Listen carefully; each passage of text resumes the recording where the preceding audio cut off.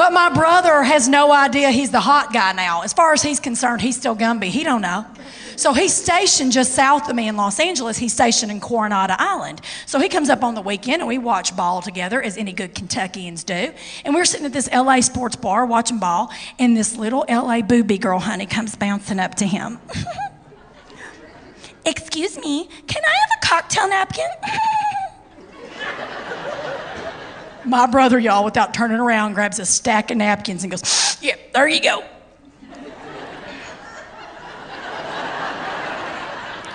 I'm waiting, she's waiting. Finally, she just bunny hopped off in defeat with her napkins. That works every time.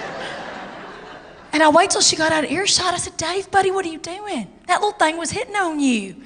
He goes, "Trish, that's a crock of crap. When you went to take a piss, 3 other girls asked for the same thing. This place has crap customer service."